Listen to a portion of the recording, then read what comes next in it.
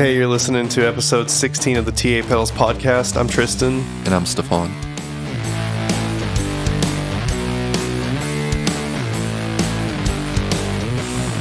Yo, what's up? What's up? Oh, we got some new equipment in the studio for the podcast. Oh yeah, what's that? We got a cloud lifter because these SM7Bs that we're recording on, they require a lot of gain, and like for a long time I didn't really think like that I needed a cloud lifter because I just cranked the gain on my interface, but then like it's super noisy, and so hopefully you guys can tell the difference.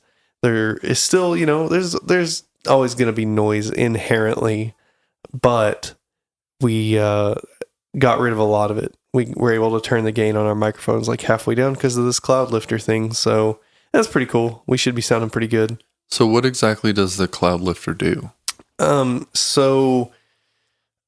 do I start? So like it's a phantom powered microphone boost, essentially. And what it does is it goes through two chips that have like two transistors in them, and it's just like ultra clean gain. And so you plug it into your interface, it runs off phantom power, and it just makes your mic hotter, essentially is how it works, instead of having to crank the gain on your interface, which with lower end interfaces can introduce a lot of noise. I use the Focusrite Scarlett 18i8, and I was having to turn the gain up like probably like 80% of the way, and so there was like this hiss that was in all of my recordings when I had to use the SM7B for talking anyway. Like when you're singing, you're a little louder, so you can get away with less gain. But so when we would do the podcast, I was having to really crank the microphone gain. I mean the interface gain. And with the cloud lifter, it introduces ultra clean gain so that you don't have to crank your interface so much. And so essentially, long story short, you get cleaner recording. Yeah, sounds pretty cool. I like it. They're really expensive, but yeah, for what they are. But I'm curious if there's anyone out there that would like something like that, but maybe not have to spend so much. What are you saying, Stephon? I'm saying like maybe if there was like a cheaper version of that, but maybe a different company. Huh. That's an interesting idea. Are you suggesting something? I mean, how much did it cost you for that thing? Well, I got mine used at Guitar Center. Yeah. Originally, retail price for a 2-channel cloud lifter is like $249. I got mine for, I think it was used in, it looks really good to me. It looks brand new. They had it listed as good condition. I got mine for like $165 or something like that. So, it's still kind of expensive, but it's like $100 cheaper. Yeah. I think is there like a time limit on when you can return it? Yeah, probably. I almost guarantee that all used gear from Guitar Center's final sale. But why would I want to return it? I don't know. I was thinking maybe could build one and then we don't have to pay that much money for it. Wait, are you telling me that you think we could recreate the crazy technology inside of the cloud lifter? Yeah. But it's so complicated. It is, isn't it? No. Not really. It's a couple of ICs, like 4 resistors and a couple capacitors. It's probably one of the simpler circuits I've come across. Wait, are you telling me that you looked at the inside of the cloud lifter, and it's just a few parts. I have not only looked inside of it, but I've traced it and built a schematic for it. Wait, are you kidding me? You already have the schematic No. for the cloud lifter? I'm not kidding. No, got it. That's insane. It's on a piece of paper. Well, I mean, why would you do that? What are you planning? I just think $160 for something is a little too much for something so simple. Yeah. I mean, I know what you mean. I mean, we're charging $150 for our vampire squid fuzz, and it's at least 3 times more complicated. So yeah. I feel you. So I feel like the price should be. I feel like the price point should be dependent upon how complicated the circuit is. Yeah, you know, how much headache it gave you to build it and like design it and all that as well. And I think that circuit, I mean, I don't think it's very complicated at all. I think if me and you were interested in building something like that and it didn't exist, and we found out here's these 2 ICs, and here's what they do, like it would. I don't think we would have spent very long at all and to come up with something like that. Yeah.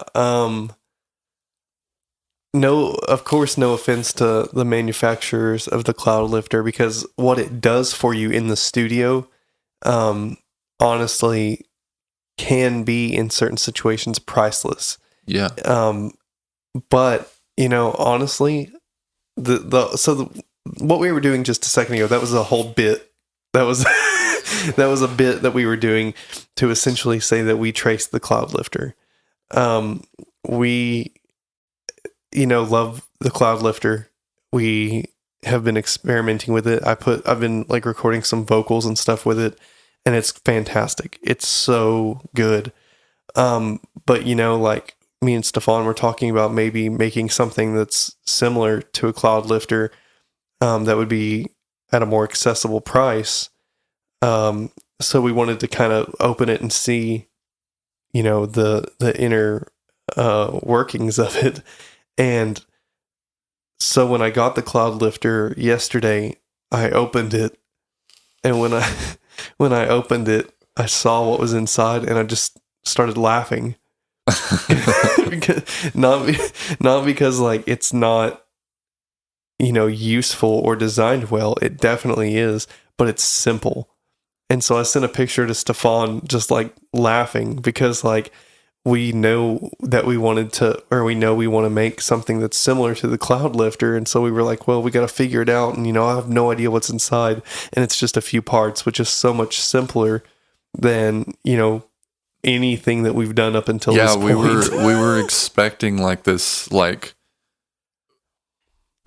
board with like 20-30 different components on it, and it's got like 4 different components on it, and it's just the shock of your expectations is crazy. Like we're expecting this super difficult thing, and we open it up and it's like this super teeny tiny little board with barely anything on it, and it's just our expectations were just crushed. But kind of in a good way though, because like now we won't have to work so hard to like figure out how to make something like that. Like it's not as complicated as we expected.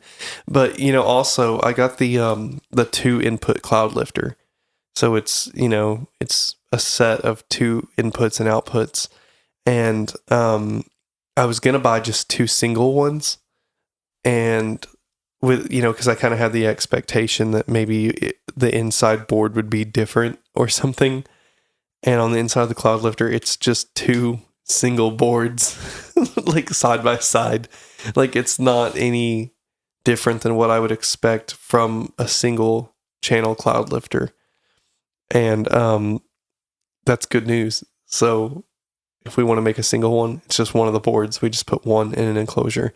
If we want to have a 2-channel one, 3-channel, 4-channel, whatever, we can just stick them in there and we'll be fine. Mm-hmm. So, yep. Thank you, Cloudlifter, for making an amazing product. And we're happy to be using it on this podcast. We hope to provide a more inexpensive alternative for people who can't afford the big boy cloud lifter, the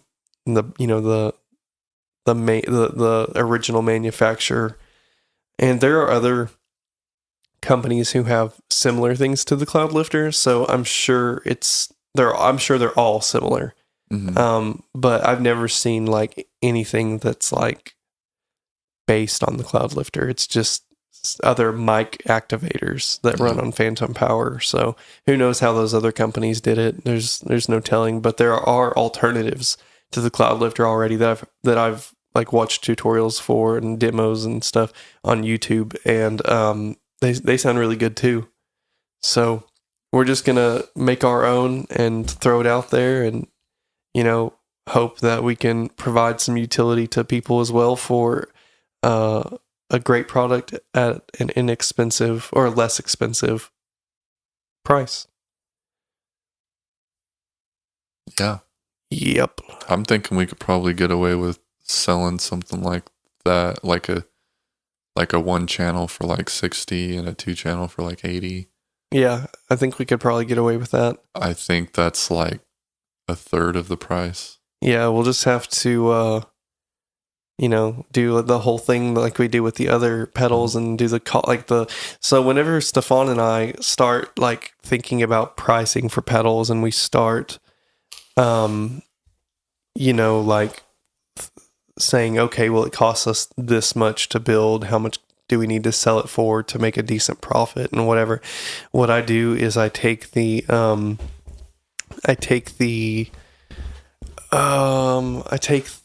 do you call it? The bill of materials. Yeah, I take the bill of materials and I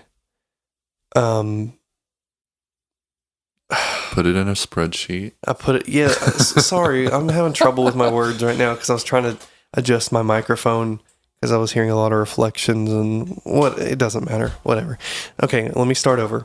I take the bill of materials for the pedal, like I actually take the circuit board once we have the final version of the circuit board, and I go through and I list every type of resistor, I list every type of capacitor, diode, the ICs, transistors, sockets, and then I move into like the hardware, so like knobs, potentiometers, the enclosure, the drill job that's going to be on and the print job for the enclosure, the switches, the jacks, all of it.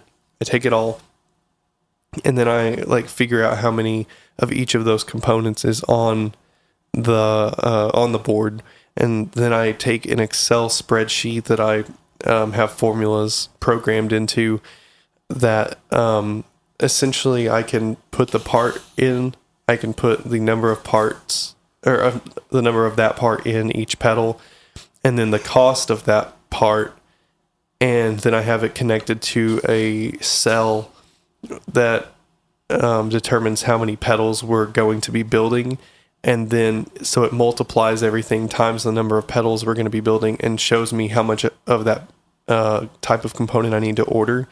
And it also has the price of the component in the spreadsheet. So it'll show how much I'm spending on each type of component per pedal, and then it adds all of those up for every component. And then at the bottom, it'll give me a total cost of production for each pedal. And then I can enter like a sell price, like, what our retail price would be. And then it'll calculate the profit per pedal. And yeah, so that's kind of like part of the process to get like a new product out. Like we have to make sure that we're making a decent amount of profit on it so that we have enough money to continue making more of them. And so Stephon and I feel like we have this process in mind that like we want to make great sounding pedals with top quality components without overcharging for it, but still making enough to continue the business. And we, sometimes it's hard because it's like, what's a pedal worth? Like when a pedal allows you to make a new sound, and it's a new flavor for your music, like what is that worth to someone? And it's hard to put a price on it. But we tend to stick to like the lower side of like where we need to be. And, it's because we want to be able to get new sounds into your hands, for an affordable price, but also, stay open. We want to stay in business. Yeah. And so, we do like this whole cost analysis thing. And so we'll just do that for like the mic activator thing too. And, I can guarantee this, no matter what we charge for it, no matter what it goes for, it's going to be, affordable and top quality. That's all I have to say about that.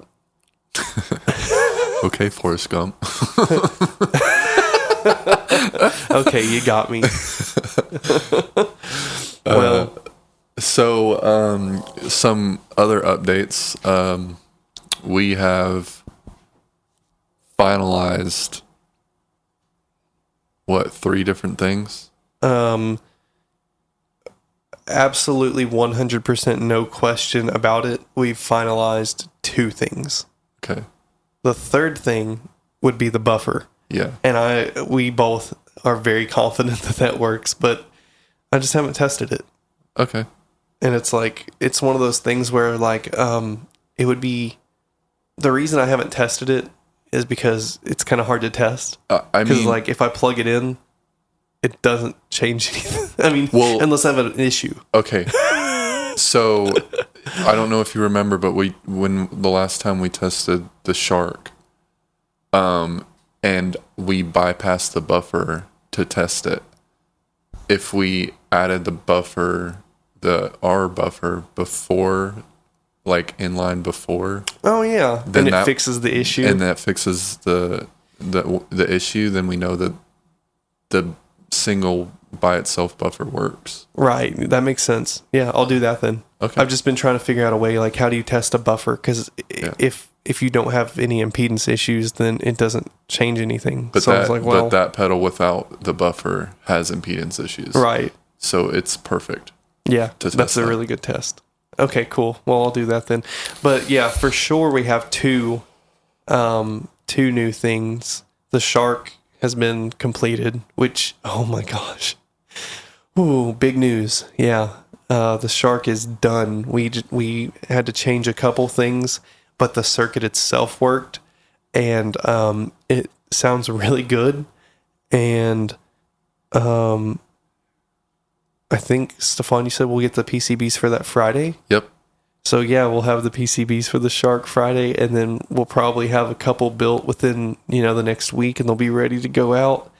Oh my gosh. We'll have a Shark on the market by next week. That's so nuts, right? Yeah. It's so crazy. Long time coming. And then we're on track for our our original the secret pedal. We're on track to put that out. I don't remember when we said, I think mid-June. Yeah, I think that's what we're on track for that to go out mid-June. Like it's done and it's ready to go. Oh my gosh. Yeah, literally the last step we have with that one is to order a test enclosure and put one together. That's it. Yep. And since we had the test circuit board and we're positive that it works, I don't foresee any hangups at all. I don't think I had to change anything on that. I thought that the pots were backwards. Oh yeah, the pots. I had to flip the pots. But that's like it. Yeah. Yeah. Yeah. So good. So it works. Like it's 100% ready to go. The new PCBs with the correct pot orientations are on the new PCBs. and it's gonna be sick. I can't wait. It's so good. I can't wait to tell everyone what it is. We've done a good job keeping this secret. Yeah. It's tough though, but people are gonna love it. If they don't love it, then they don't like pedals, because like it's based on a pedal that everyone loves. I have a quick question for the audience. Oh. If there's anyone out there that can respond to this question, I welcome it very much. So I'm wondering, like, are you more inclined to buy a pedal that has its name of said pedal on it, or does that not matter?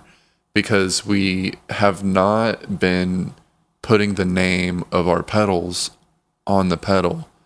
You know, we just put our artwork on it, and then we, sell it as the name of what it is, but the name of the pedal is not actually on the pedal.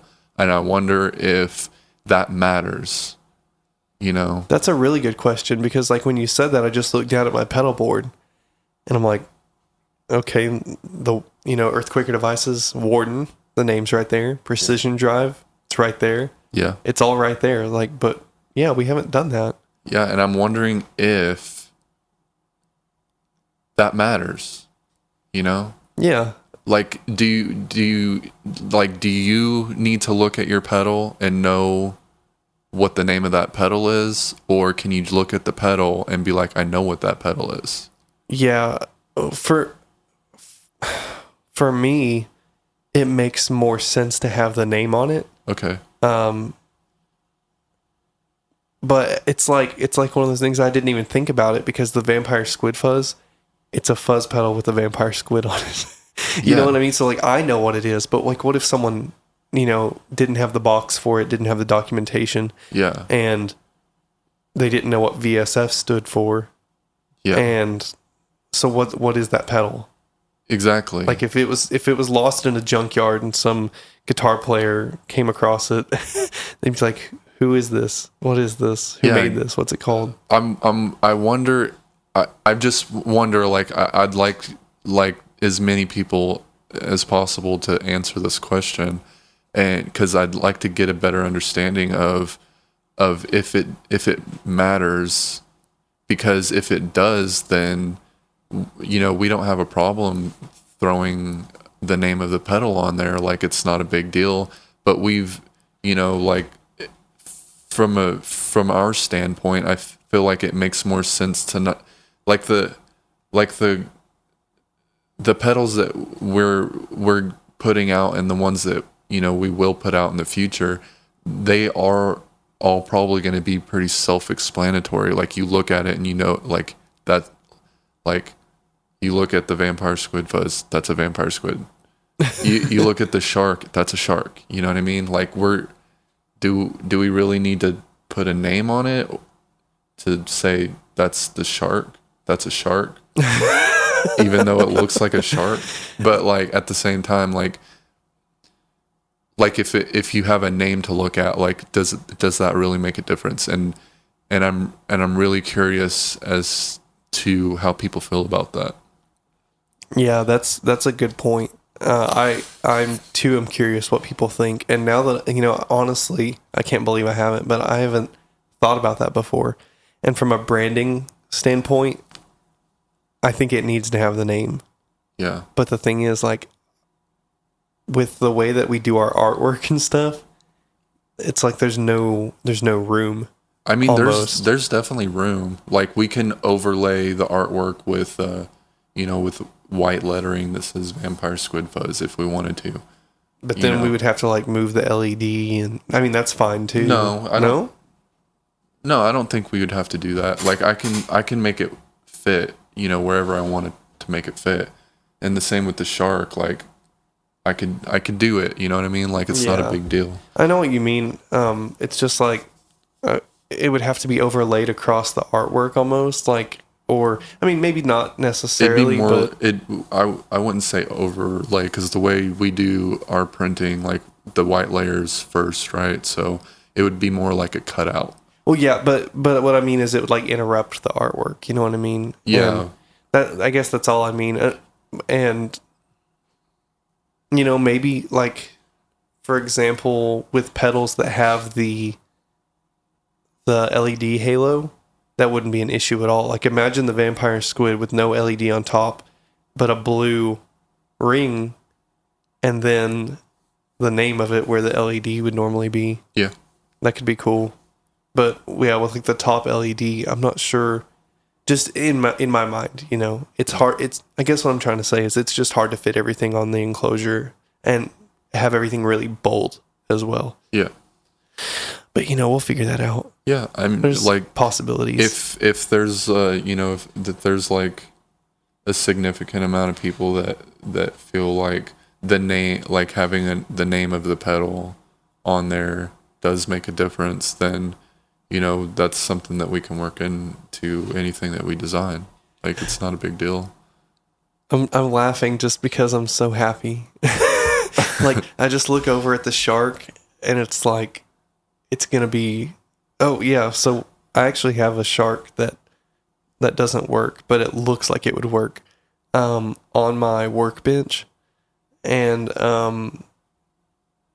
it just looks so beautiful and I just love it. And like to think about it's going to be a working reality next week is absolutely insane to me. Yeah. It's so nice. I mean, it could be working if you just put the other PCB, the working PCB in it. That one could be working. That's true. Oh man. Well, I'm going to be patient and I'm just going to wait because it'll be worth the payoff for the corrected PCB and all that. But okay. But still, I mean, it's like we've been working so hard for so long, and it's like everything is coming to, what do they call that? A spearhead? Is that what the phrase is? I mean, it's coming to a point where everything is realized. Yeah. And it's been, like 7 months of hard work. Yeah. So we started, thinking about the shark and the secret summer pedal. Like, the shark was a little before December. The secret pedal we came up with at our Christmas market thing, which is crazy because, like, it was just like a weird concept. And I was like, hey, I've been thinking about putting a thing on there, like on a pedal. Mm-hmm. What would that sound like, So actually it's like the concept of the artwork came first, and then we picked a sound to kind of to match it, and then started experimenting. And it's like, now that idea that we had 6 months ago is going to manifest in physical form, and people are going to be able to put guitar signal through it and make beautiful music. Yeah, I mean, I can't believe it. Both pedals have their very unique sound and flavor to them, and the control on the shark alone is crazy. Like, the amount of control over what sounds come out of it is mind-boggling. It really is, because I the can't EQ affects the sound of the drive and like all that so much. Yeah, it really does. And it's like, it's crazy that we made something like that. Yeah. Like, sometimes it's like unbelievable that we did that. It was very frustrating. it was, but here we are at the end, and it's there, and the amount of things that you can pull out of that pedal is crazy. It really is. It's crazy. It's so nuts. And yeah, it's very exciting to have new product to put out to people, because we've been talking about our website getting a little stagnant and whatever. And something that I think we should talk about too is like how we felt like we were about to abandon the vampire squid. Yeah. And it's like that thing's like our baby, you know, and that was like the first pedal that we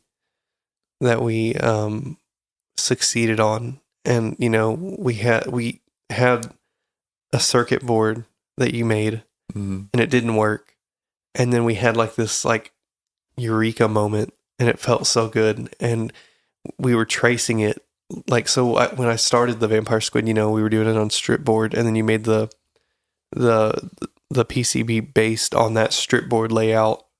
And then like when we were like tracing the non-working PCB, and you were like, well, this transistor leg should be connected here and the other one should be connected here. And I was like, wait, it's not though. And you were like, oh, they're switched, like flip the legs. And then I like switched the I think it's pin 3 for pin 2, and it worked. And it just felt so good. Yeah, I remember that day like it was yesterday. We were so happy and excited. We were just giggling like the whole time. We were just like, oh my God. Yeah, because like you had never made a circuit board before, and I had never, been involved with anything like that, either like tracing circuits or, troubleshooting electronics or, anything like that really.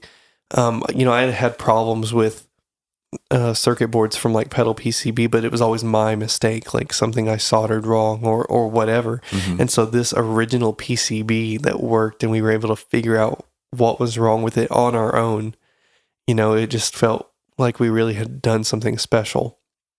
And we've talked about in the past, how we're going to do more limited runs of pedals and then move on to like new projects and stuff.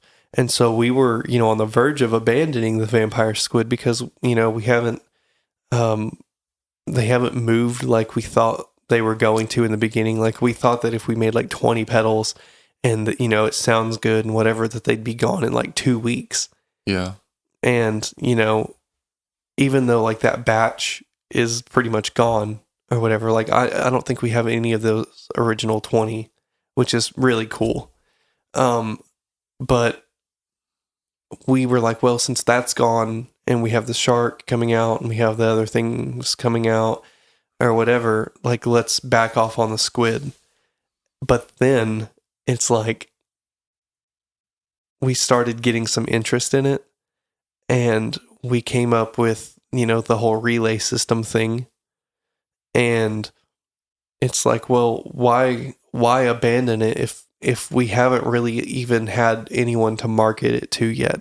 Like we haven't had enough eyes on it to even say that it was, that we're done with it. Yeah. And so it's like when people started getting more interested in it, and with support from, our friends like Homer from Babylon Sun and, and Bo from Cousins, and, there are so many people who have like taken an interest in what we're doing and lifted us up. Yeah. And it's like, it made us realize that it's not the end for the Vampire Squid yet. Like it's just getting started, and we don't need to abandon it while it's still in its, and it and us are in our infancy. Yeah.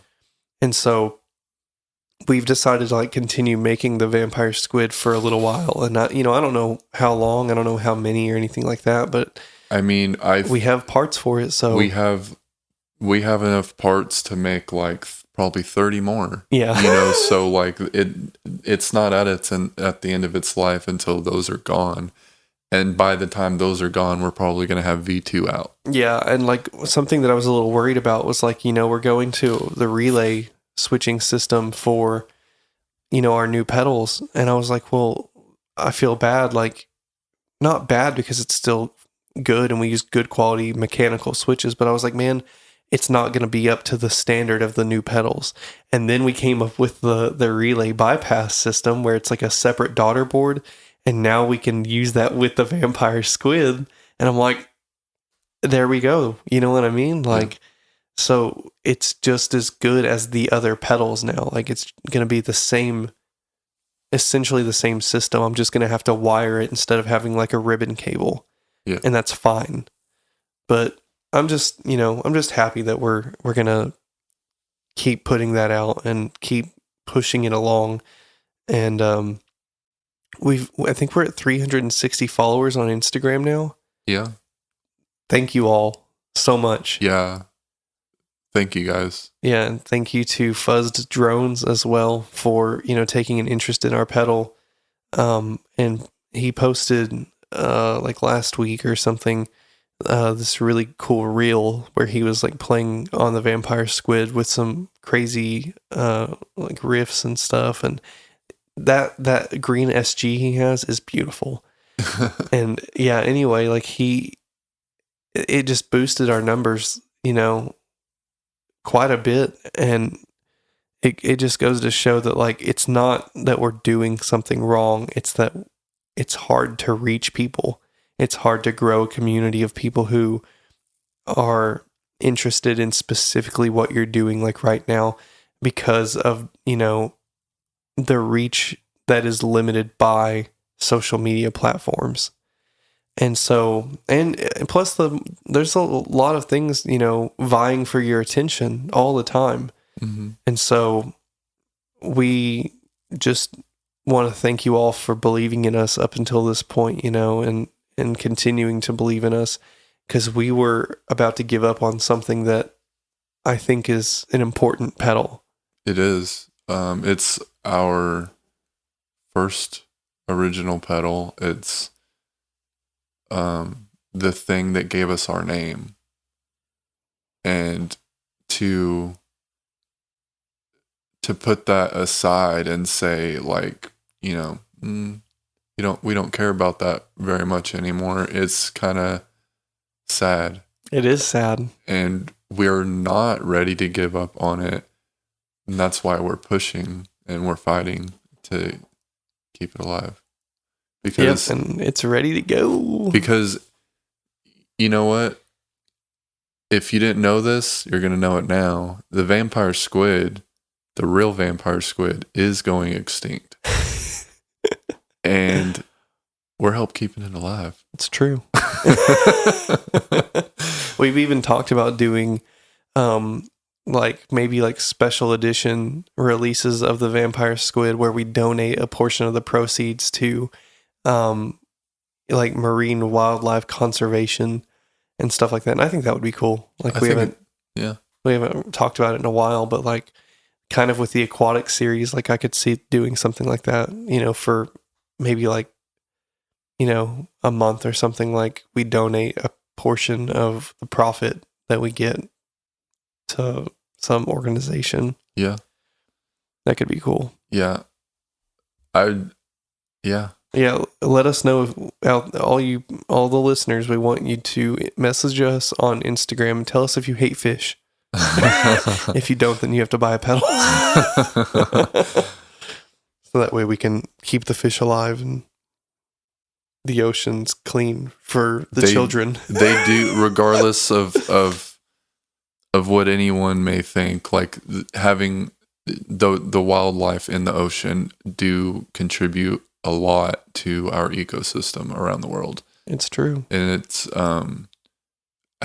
just like the bees, if we were to get rid of the bees, how much of an impact it would have on our ecosystem is very large, and just the same like any wildlife in the ocean, they have the same amount of impact. They contribute so much to our world and our ecosystem that it's crazy. I have 2 facts. Overfishing is a real problem. Also, 1 in 4 children struggles with hunger. I don't know what the second one has to do with anything really, but it's sad, and you got to help some kids. Well, I mean, they kind of are related, because we're overfishing, but at the same time, none of those fish are going to those hungry kids. Yeah, where are they going? They're going to those people that are going out to fishmongers, restaurants, and eating fish, a significant amount of fish, because fish doesn't fill you up that much. It really doesn't. I could probably eat, if I went out to a restaurant that maybe let's say catfish, for example, because that's probably the most popular around where we live. I could probably eat maybe 4 plates of catfish. You son of a gun. I mean, I don't do that, but I probably could. That's good. I probably could eat that much, is what I'm saying. I understand. But like there's a lot of restaurants around the coasts, lobsters, salmon, tuna, all those things. And a lot of people love those restaurants. Yeah, And that's true. And they eat a lot. They eat a lot of food. I don't eat any fish or anything that comes out of the water, but it's not because I am conscious of, the environment, which, I try to be or whatever, but like, yeah, I just don't like fish. I don't like lobster, crab, shrimp, or anything, but I could probably eat less chickens or something. Well, chickens. Yeah. Chickens aren't farmed, and they're not. There's no, detrimental thing against their lives or whatever. Well, so. for me, it's more like, don't get me wrong, like there is. I've thought about it a bunch. There's really no way to get meat in a sustainable way, as much eat as Americans eat, to this many people without factory farming. And for me, what bothers me the most about it is just the way that the animals are treated. Like, I've seen how they treat like dairy cows and like their newborn calves and stuff. Like, I never thought about it, but for a dairy cow to produce milk, it has to be pregnant or have just given birth or whatever. And like so like as soon as those dairy cows give birth, they take the baby and they use that for like veal and stuff. And they constantly keep those cows pregnant. And like, cows are like one of those animals where it's like they obviously have feelings. Like, you can look at them and they have feelings, and to, obviously, like, to what extent, like to the extent of a human, probably not, but enough to matter. And like, I've seen like videos, like, it's not speculation, like I've actually seen the videos of like the baby and the mom, like specifically the mom cow, seeing the baby taken away and just like screaming until it can't scream anymore, because like it's like, my baby, like, you're taking my baby. And then they just like artificially inseminate it and get it pregnant again, and the whole time they're just milking it while it just stands there in like this area that's barely big enough for it. And that really bothers me.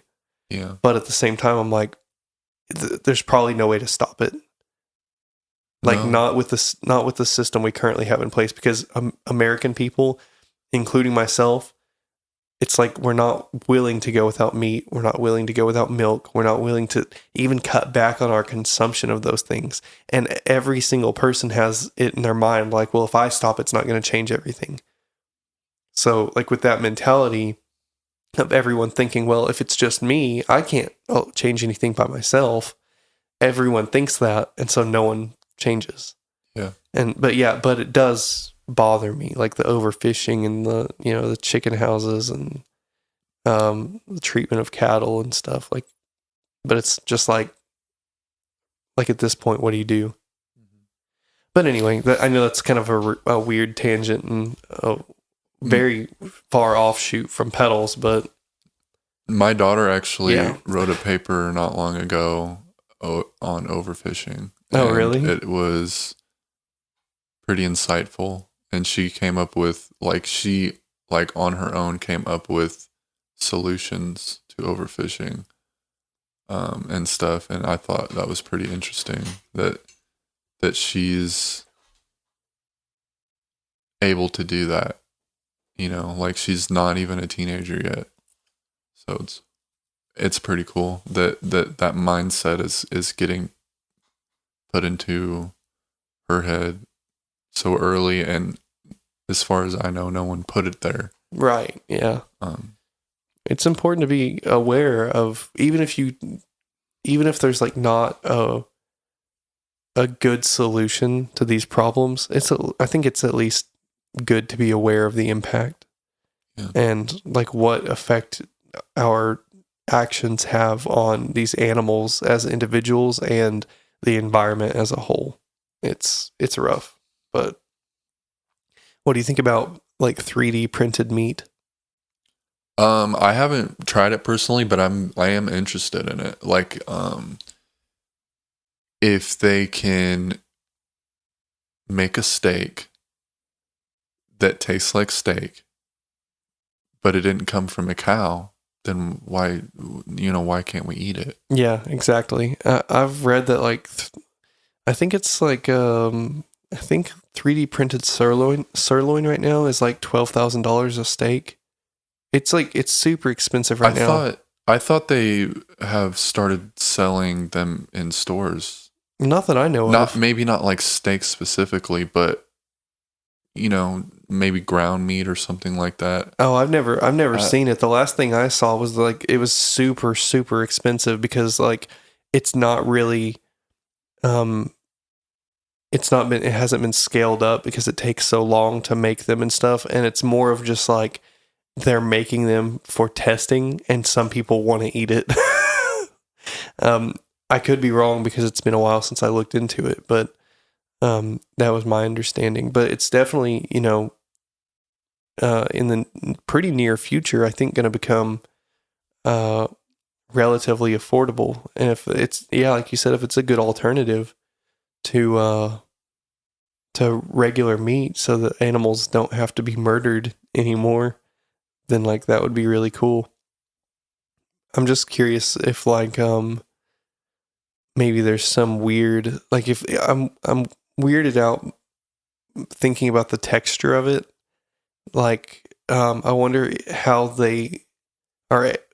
I wonder if they're able to make sure that the striations of the muscles, the grain of the meat, runs in an organic way, just like some meat harvested from a living animal would be.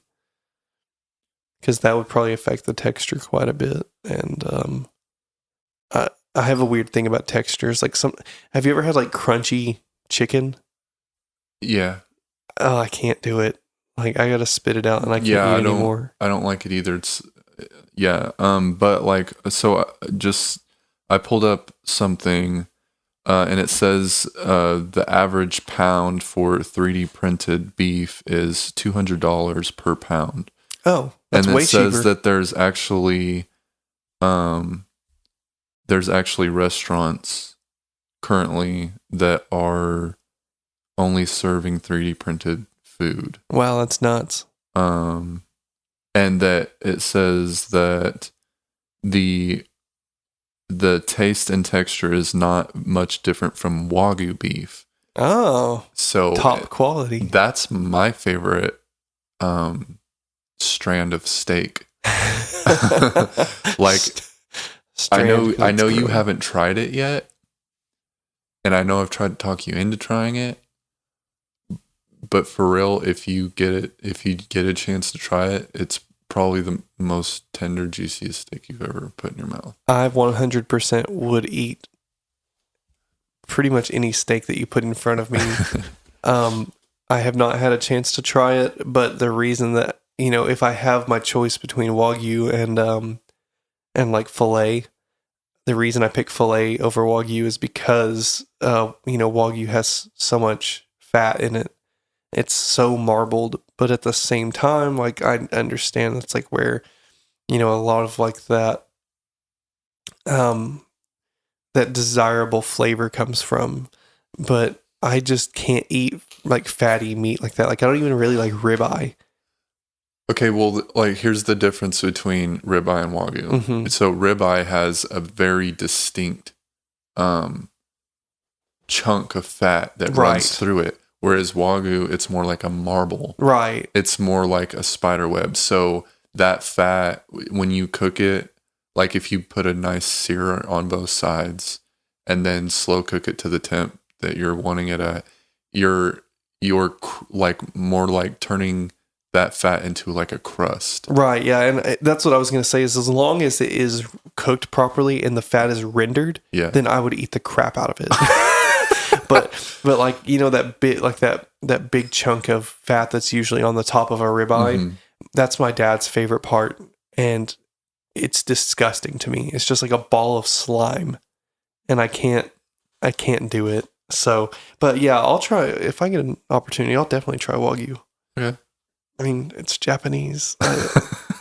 Japanese. It's not all steak. Japanese. Well, that's where it originated because I that's mean, where the cattle.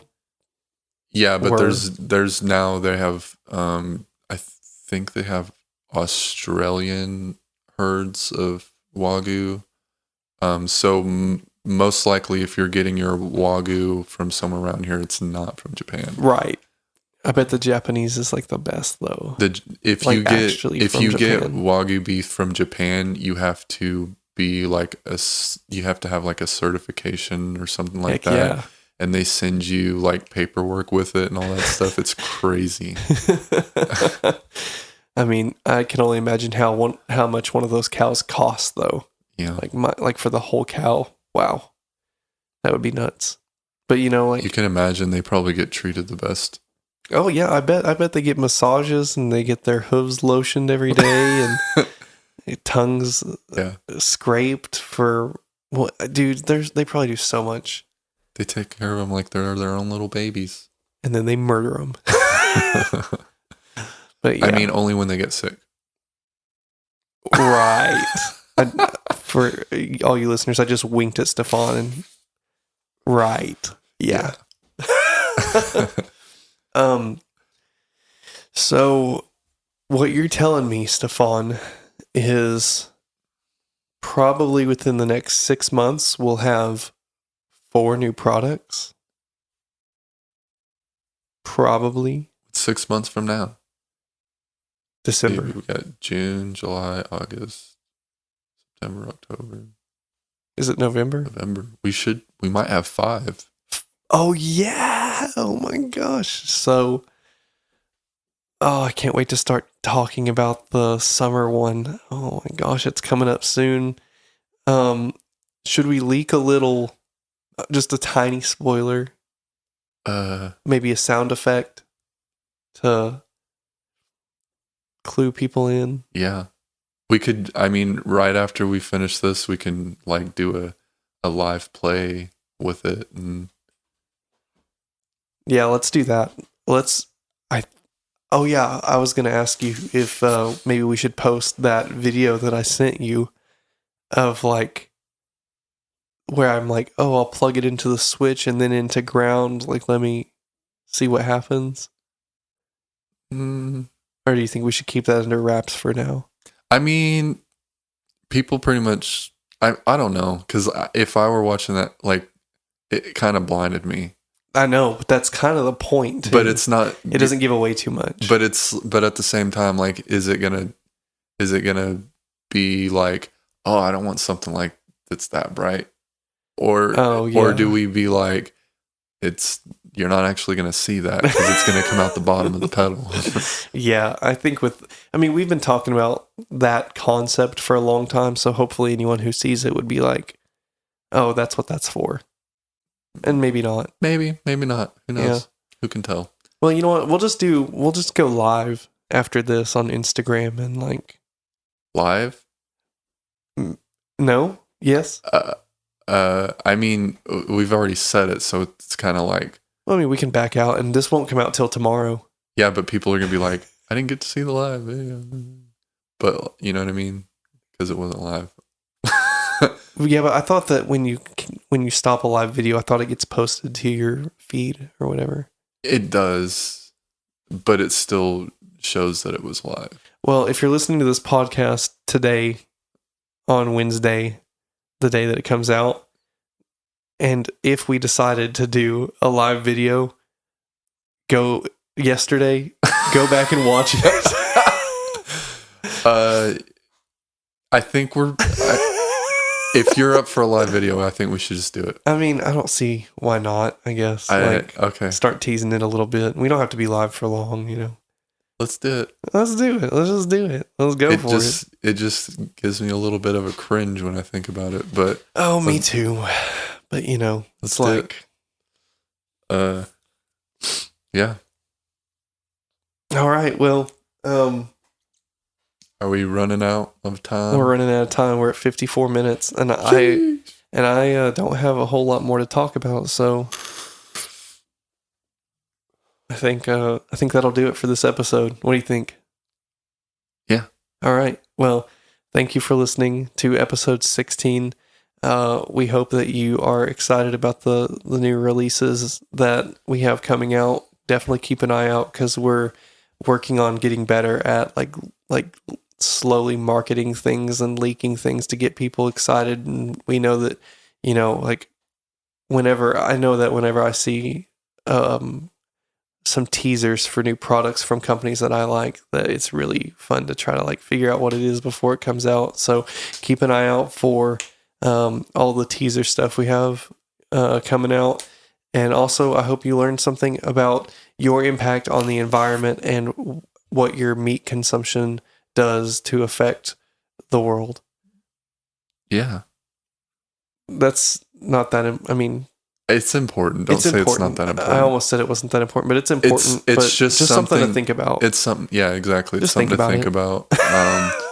Keep it in the back of your mind. You don't have to do anything differently, but as long as you're in the know, just realize what you're doing. Yeah. like me, I haven't really eaten much meat. I've been on a diet and I haven't really eaten much meat. It's probably been about 2 months now. Like I'll eat chicken every once in a while, maybe 3 or 4 times a week. And I used to eat meat like every day, You like son maybe of a 2 gun. or 3 times a day.